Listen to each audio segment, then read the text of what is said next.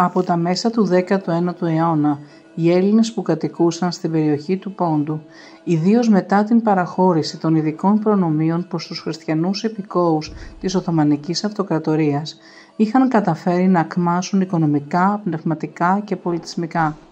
Έχτιζαν συνεχώς εκκλησίες, σχολεία, ευαγή ιδρύματα. Κρατούσαν στα χέρια τους την οικονομία του Πόντου, διέθεταν παραρτήματα των εμπορικών τους οίκους σε μεγάλες πόλεις της Ευρώπης, ενώ την ίδια στιγμή για την Οθωμανική Αυτοκρατορία είχε αρχίσει η παρακμή.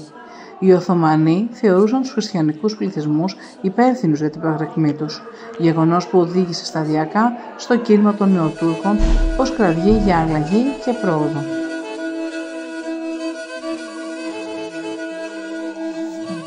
Οι πάσης τάξεως στρατολογούμενοι εστέλνονται να εργαστούν από την επίβλεψη κτηνοδών Τσάουσιδων επί 18 ώρες το ημερονύκτιο για να σπάζουν λίθους για την οδοποιία λεωφόρου μέχρι τα σύνορα.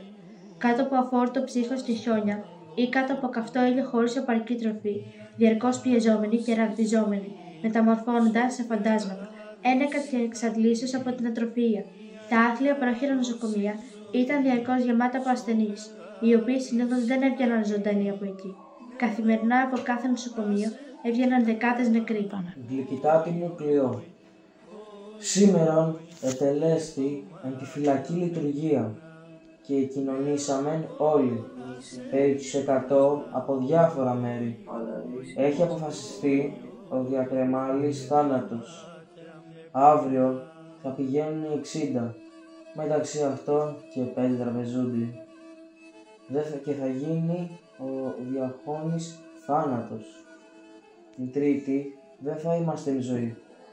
Ο Θεός θα μας αξιώσει τους ουρανούς και σε εσάς να δώσει ευλογία και υπομονή και άλλο κακό να μην δοκιμάσετε.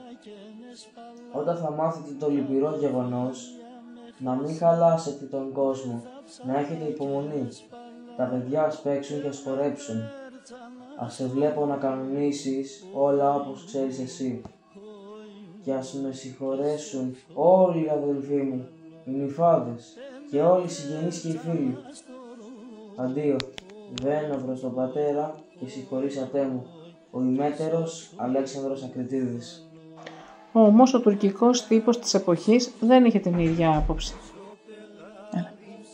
Απεδιώξαμε τους Έλληνες υπηκόους μας και πάνε πράξαμε για να τους εκριζώσουμε, καθώς και τους Αρμενίους, και επί το σκοπό τούτο μεταχειρίστε με μεθόδους παρομοιάζουσας προς τους μεσαίωνους.